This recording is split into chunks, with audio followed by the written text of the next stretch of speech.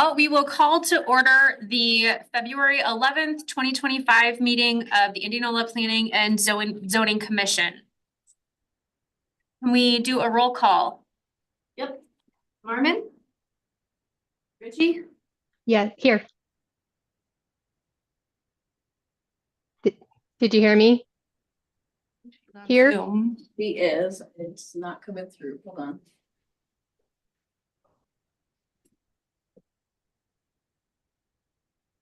Can you hear us, Sarah? I can hear you. Can you hear me? There we go. All right. I'm here. Here. Paris. Al's on mute.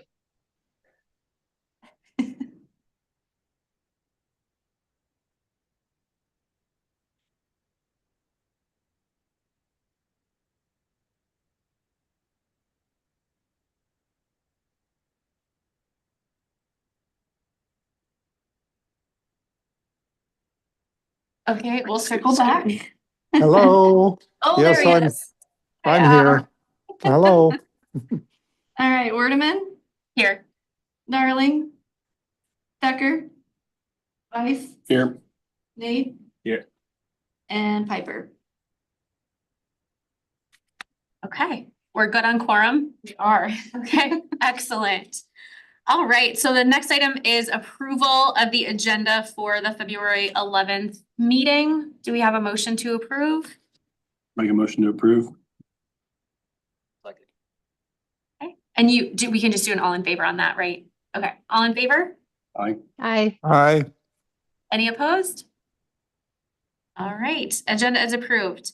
Next we move on to the approval of the minutes from the January 14th, 2025 meeting. I'll make a motion to approve. I'll second. All in favor? Aye. Aye. Aye. Any opposed? All right. Then we move on to public comment. So this would be public comment for any items that are not on the agenda this evening, just additional things that the public would like to comment on. Is there any public comment?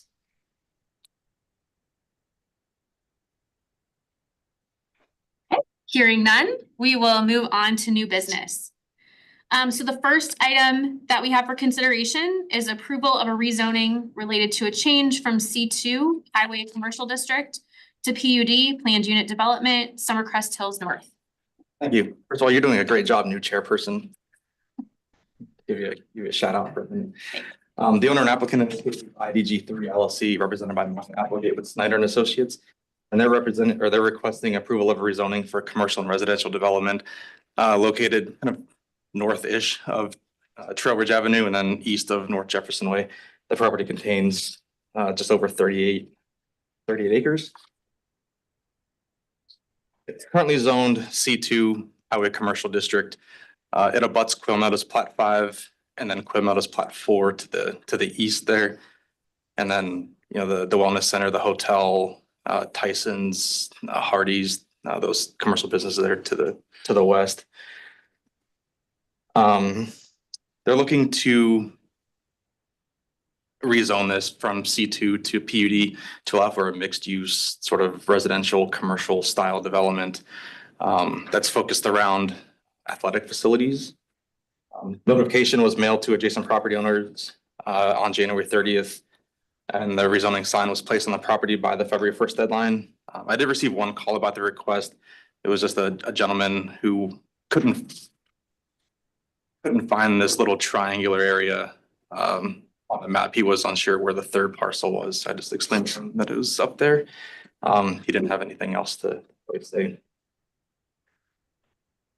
The concept plan, which I've provided in front of you, it shows some athletic facilities, a couple of sport court, gymnasium style buildings. This is an outdoor baseball complex, ball fields. The concept plan also shows some commercial and some retail facilities here that's kind of behind Tyson's. These two buildings here would be the sport courts. There's also a hotel, some restaurants, just some standard commercial and retail spaces. Going back here for a second, the area. You go back. So on the ball fields right there, like, is that Is the arch there, the infield? The big arch would be the fence, wouldn't it? Those are I could, is that okay? Sorry, I'm Monty Applegate with Snyder. Sorry, if that's okay. So that's just the outline of the infields and the outfield diamond. So they're about 100 and I think about 200 feet in depth each. So it's a multi-purpose. They could do flag football, anything Yeah. like that. Not that I have any problem with this, but I'm used to seeing like the home plates in the center, like with a concession stand, and then they all radiate out, and this is like backwards to me, and I was wondering if there was an explanation as to why Yeah, that. this is that's the diamond pattern. It's just 4 different fields. And you can, like I said, you can do soccer on them. You can do like football, anything on it. They just wanted a multi-purpose. Okay. So, yeah, so it'll actually be a terraced. It's kind of pretty steep slope in that area, so it would be kind of cut into the hill and terraced out. But multi-purpose. Thank you. Sorry. Yeah, thank you. Sorry, but The project also includes extensions of Willowcrest Avenue, 6th and 7th Streets, as part of the development agreement. Those are slated to be completed sometime during, the year of 2028. All the internal parking will share a shared access agreement, shared parking agreement. You notice there was some parking flexibility in that PUD. As the development focuses around the athletic complexes, access will be from this general vicinity here going back towards the gymnasiums. So there'll be, again, some cross parking access easements as part of this development. I included the PUD document, which we've reviewed internally and with the developer, and we're comfortable with everything that they've proposed. We've had some back and forths with some of the items there. If you have any questions about any of those, I'm happy to go into detail. The future land use plan identifies this area as community mixed use and medium density residential. Oh, I was going to say something. This area here is proposed to be future residential, but it's not really included as part of this concept plan yet. I think those ideas aren't yet finalized. Community mixed use is identified as low to medium density residential, office, retail, restaurants, bars, automobile oriented businesses, overnight accommodations, things of that nature. And then medium to high density residential as up to 25 dwelling units per gross acre. Mix of housing types, including detached, attached, multifamily, things of that nature. These are intended to be multifamily style housing units. I don't really have anything else to say. Staff does recommend approval of the rezoning for Summercrest Hills North. Happy to take any questions. Also, again, Monty is here to answer questions as well.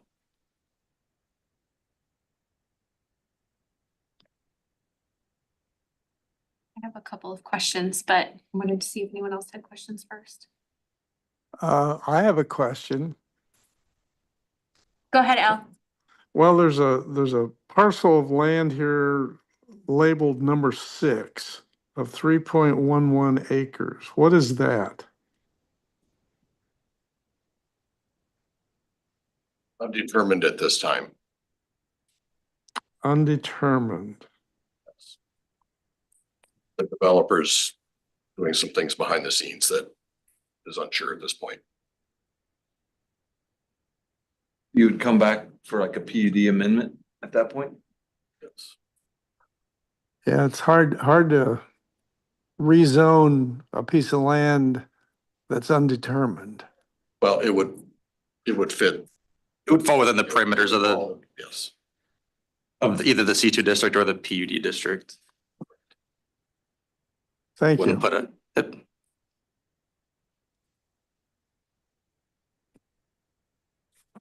I have a couple questions about the PUD, just in general. I'm just looking through the items on what the proposed revisions to zoning with the PUD are. And number 4 was minimum open space. And I just was looking for some clarification on the explanation. The way that I'm reading that, it seems to me what's being indicated is that the overall PUD would meet that 20 or 25%. It's just not per lot. But I guess I wanna make sure I'm not misunderstanding that. So what is what would the overall open space on the entire PUD amount to? So currently,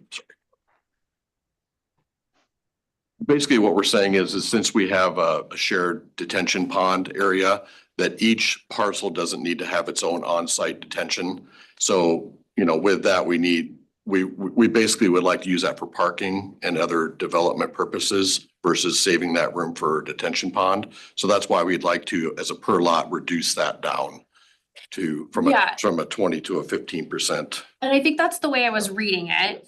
Do you know, and you might not have the calculation in front of you, but when we take into account the outlot that would have the detention on it, when we look at the whole PUD and the total surface area, do we land still at 25 or 20%? Like, are we doing an overall 5% reduction on the whole PUD would- with open We're space? proposing it on a lot by lot basis. So basically, this is gonna be lotted off. It'll be platted in individual lots. Each one of those lots we were asking as a reduction from 20 to 15% per lot as it develops.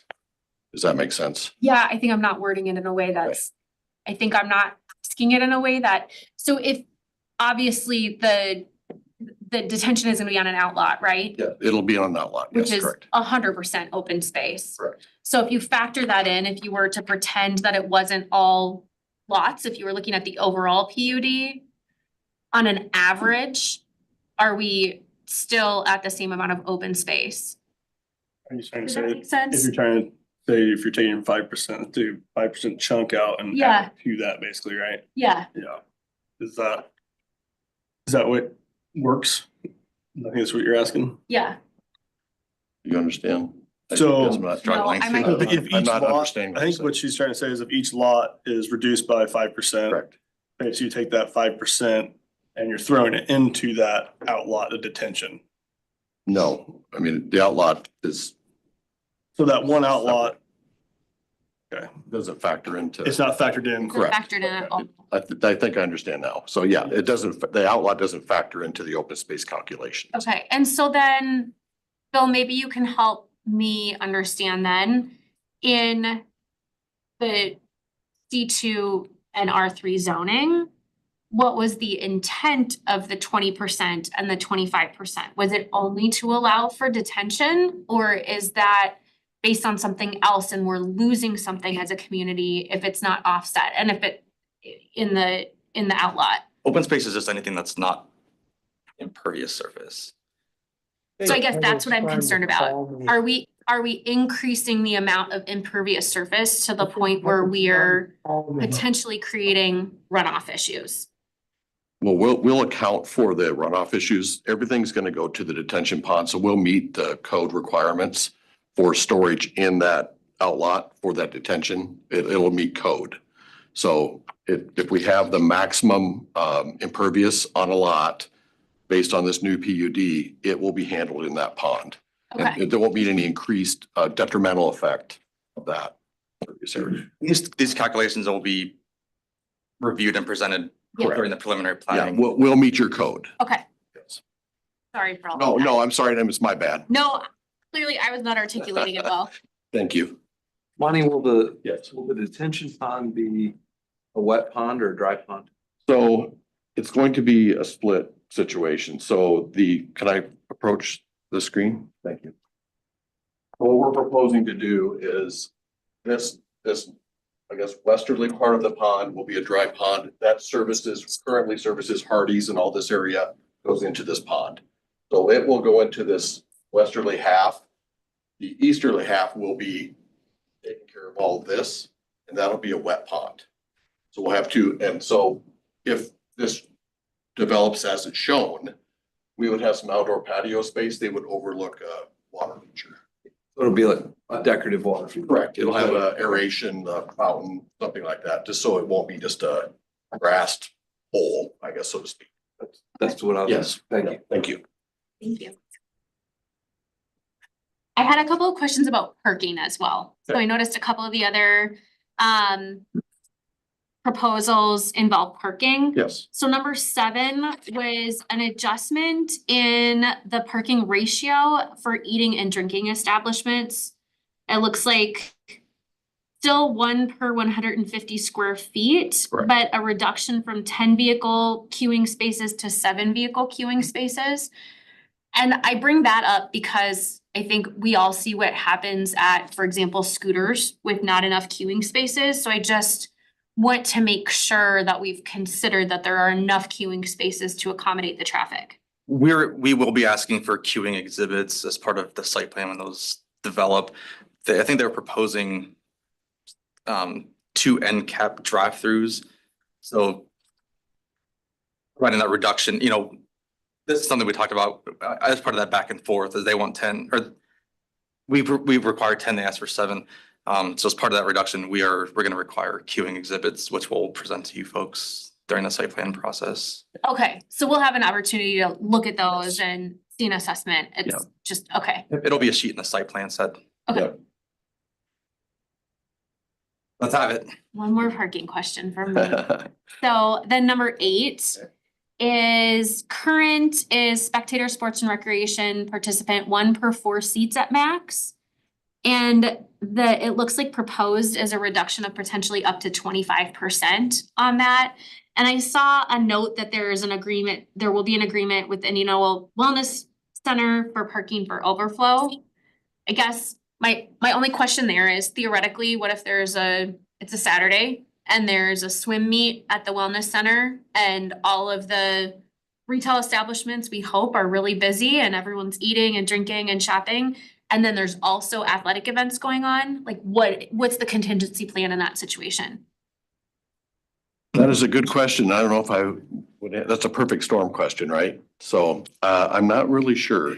Like right now, what we're proposing is that the ultimate build out of the parking, is gonna be overparked above and beyond the code, and that we're gonna have enough spillover parking that, they can handle that. The other thing too is, as you go to that football field area down there, we have close to 200 parking spaces down at that parking area there as well. So, the indoor would be typically used later in the season, over the winter, those type of things. So we're kind of opposite.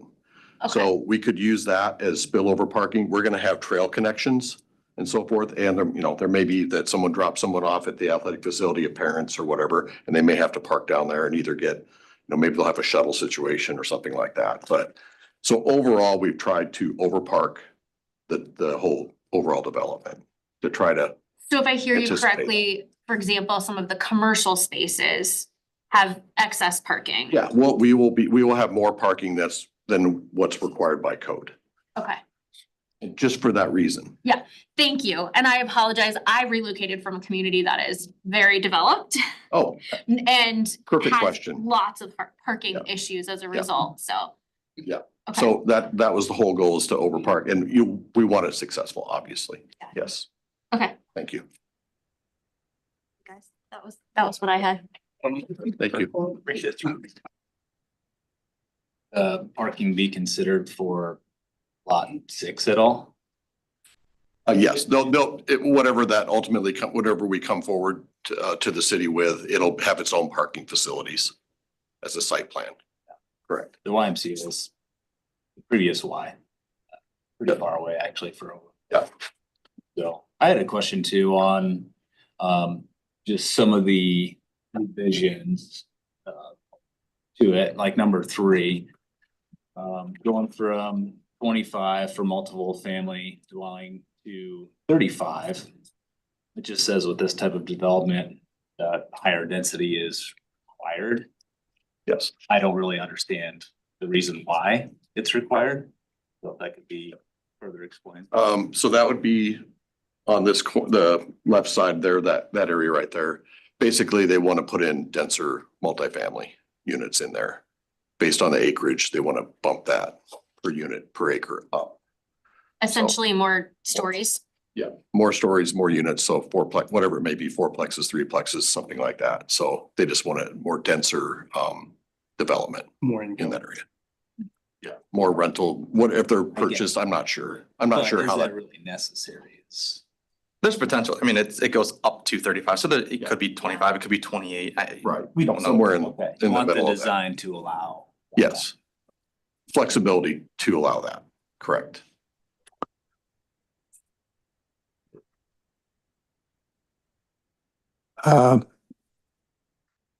Anybody, this is Al Ferris. Could I ask a couple of questions?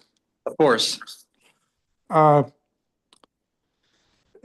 There are 22 proposed variances here, proposed in this. Are we somehow setting new standards here with potentially approving 22 specific changes just to accommodate this development? Can I tackle that? I guess that's why we're in front of the board here, requesting this to be a PUD situation. Based on what the developer's, vision is. We feel that the list is necessary to achieve those goals. So, whether it's shared parking or some of the setback situations based on this configuration, it's kind of the formula that we feel, is needed to be successful. Is that Bill talking? Who? I'm sorry, this is Monty Applegate with Snyder. Okay, identify Yeah, yourself. sorry about can't that. I see should you. have reintroduced myself. Sorry about Okay. that. So you think this is what's needed from a developer's point of view?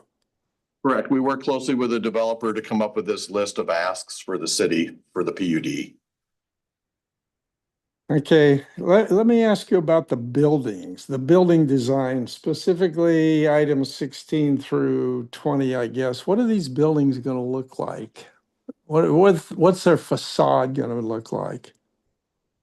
Well, a number of the retail and so forth buildings, they're gonna meet the city standards, for, materials and so forth. The athletic facility, basically is gonna be more of a streamlined type of facility, kind of a metal structure and so forth. We are putting together a site plan for the phase 1 building currently, and we'll be submitting that to the city here in the near future. So, planning and zoning will have another opportunity to go through that review process with that building. We're just looking for ways to make the building look nice, from a facade standpoint, but also be economical and efficient.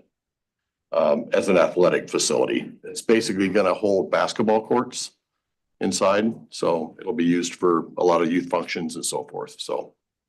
Well, the reason I asked that question is Mhm. in the past, planning and zoning and the city has tried hard to get away from the, let's say Morton building kind of Yep. building Yep. that we have specifically on Highway 92 East. Yep. And I want to make sure we're not backsliding back into that since this is a commercial zone. Yep. Yeah, our whole goal is not to make it look like a Morton building, at all. Obviously, as everything develops around the athletic building, I mean, we are setting kind of a tone around there. We want it to blend in and look presentable and nice for the community. I think they're trying to find a mix of doing this cost effectively and efficiently, but making it look, presentable and like it belongs in the development. And again, we'll be back, in front of planning and zoning and city council with site plans and with building information as well. So you'll get a better idea of what what we're proposing that structure to look like. Oh, okay, kind of maybe the last question for right now, Bill. Okay. Yep. For you, if this is approved, how much further review will planning and zoning have? You'll get to review the preliminary plat, the construction drawings, or maybe not the construction drawings, but those don't come to P and Z. And then the final plat or final plats, and then each individual site plan will come before planning commission as well. So you'll be heavily involved throughout the entire process that this is developed. Thank you. You're welcome. Thank you. So like on the mechanics of that, like once we approve the PUD and we've kind of like initially talked about like facade elements, when we actually have the actual facade the elevation diagrams in front, how much leeway have we historically had to say, we'd like to see some changes to this elevation diagram compared to what were decisions we might be making tonight with the language in the PUD? I mean, this is just a concept plan, so things have the ability to change. The PUD just outlines what's gonna be allowed in this area. Again, this is conceptual. It has the potential to change. It, you know, it might not, but you know, that's why we have the PUD document. You know, if you wanna go look through it more They'll have- with What council. you're saying is they'll have some latitude based on the elevation diagrams of the final buildings when they come in. Yeah, sometimes conceptual drawings will come with elevations, sometimes they don't. This one didn't because. Materials, colors, you'll see all that. So just building on top of that, then Mhm. with the revisions that are proposed in here. If we approve this PUD as submitted, are those revisions automatically adopted and set in stone, or do those? Not until have it would go to potential council. Change. Yeah. For It us, okay. it would go to council for approval and then PUDs get recorded with the county too. So once it goes through those processes, then it would be official. Then any kind of modification thereafter would require the same kind of PUD amendment. Come before you guys, council re-recorded. There are a lot of revisions in here. Yeah, we spent a good about a day's worth of hours going through them. And for me, it's hard to really visualize all these adaptations that Right. are being made without seeing it on some sort of map or visual aid. You know, where the tree placement's gonna be. Is it gonna be 50 feet between, or is it gonna be 70? And that can make a difference in my opinion, just some of those things that I can't visualize because I don't have the experience. And once they do the preliminary plat, there'll be a landscaping plan within that, and then Right. we'll Will be that able come with to, architectural sets too? Like, not for that'd the preliminary plat, not until they get to the CD, or not the site plans for the Yeah. buildings. but that'll come to us too then, right? Yep. So we'll review the preliminary plat internally. We'll send it out to, well, let's get HR Green to do the stormwater reviews. Once we're comfortable, we'll bring it before you guys, so you guys can offer your insight and opinions and go from there. So if we want bigger trees as opposed to smaller trees that are proposed, that'll be okay. Talk to him, talk to the landscape architect. Yeah, that's me. So, We kind of went through that with the village, I think. I think the village came through here. Yeah. And there were some screen issues, if I remember right. Yeah. So, it might have been before you. and the reason like we were asking for smaller tree sizes is the availability, right? It's difficult sometimes to get 2-inch trees depending on the species of trees. We've found it difficult based on suppliers, and then we're getting less and less trees to choose from now because of diseases and so. Well, I like that explanation better than what it says on here. Because I don't really understand the reason as to why. Right. So. Yep. that helps out. Good question. Yeah. Thank you. Any questions? Al or Sarah, any more questions? No, No. no, thank you. None for me. Well, if we're comfortable, we could entertain a motion. I'll make a motion to approve as submitted. Second, Okay, Richie, yes. Harris, Yes, Wordeman, yes. Vice, Yes. Nate. Yes. Thank Look you forward for to working with answering you all on the this. questions. We'll see you soon. Thank you. All right, the next item we have is approval of a rezoning related to a change from A1 agricultural open space to C2 highway commercial district at the Indianola Veterinary Clinic. Thank you. So as promised, this is back before you. You've reviewed the site plan. I think we're pretty close to having that one wrapped up. The applicant has since submitted a rezoning application and that plat of survey to combine the lots. So if you recall, back in December, the applicant submitted a site plan to expand the parking lot to the west that encompasses these 6 lots, as well as the existing lot there. It also encompasses 2 different zoning districts as shown. Because of that, and also with the developer's intent to redevelop Fair Acres, it was a good time to kind of just clean this up and get it out of the way so that Jesse can move forward with his Fair Acres project. So again, the owner in this case is the IVC Properties LLC, and they're represented by Wally Pelz with Pelz Design Services. And they're requesting approval of a plat of survey and a rezoning for their commercial property north of Trail Ridge Drive and west of North Jefferson Way. Property contains collectively 4.5 acres. Part of it is currently zoned C2. The other 7 lots are zoned A1. The intent is to rezone those last 7 parcels to C2 to match the vet clinic. And also because of the expansion of the vet clinic operations, it makes sense to make it all commercial zoning.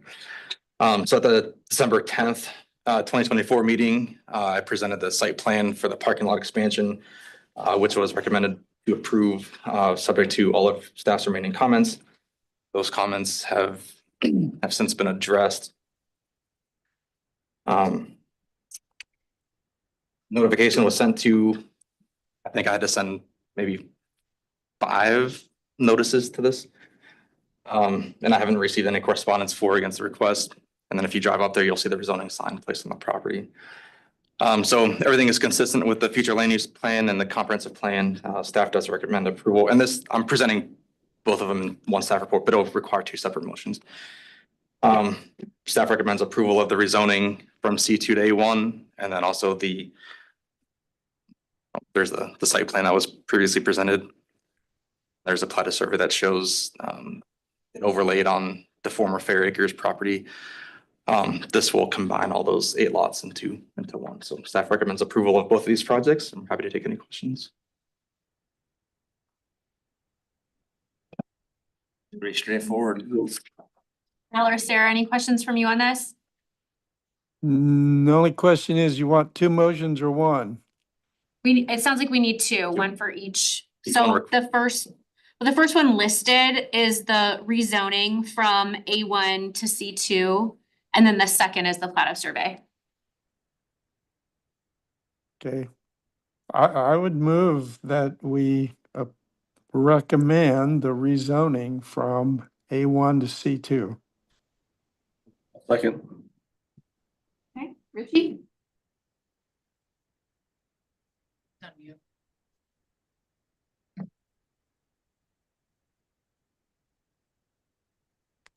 Yes.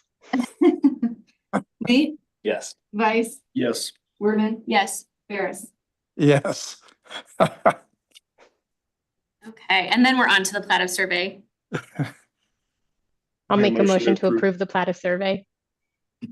I'll second. Richie, Yes. Nate, Yes. Vice, Yes. Wordman, Yes. Ferris. Yes. All right, then we are on to building permit report and current projects. I don't have any comments on the permit report. It should have been attached. Yes, it is. Yeah, that seems, do you know, I guess when I looked at this, my first question or thought was that Wow. 19, wow. Well, I mean, what did we have last year in January? I did not go back and look. Okay, and I looked through, I think you emailed it out like last week or the week before, and it looked like it's a lot of like the Summercrest, a couple specific developments is what it really looked like, is a lot of activity. We approved 3 residential final plats in the past 5 months. So Ashland Park Plat A, Quit Meadows, Summercrest Plat 2. Exciting. Yeah. Any updates on current projects like the village project or anything like that? No, I finally got the legal documents for Kentucky Ridge Townhomes Plat 1, so I'll finally get that recorded here next week or so. We're working with a developer for a project north of town that's not annexed yet, so more information on that will be forthcoming. It's a pretty exciting project. don't think I have anything else. Quick Star, it's like everything, we're trying to get everything up and running for them to start construction. That's, we have another potential development coming to Emerald Bay. So we're working with getting a new final plat submitted because they need extra space for their lot. So we're working on some of that stuff too. So a couple of exciting things and more stuff for you guys to review pretty soon. That's great. All right, well, if there's nothing else, I would take a motion to adjourn. I'll make a motion to adjourn.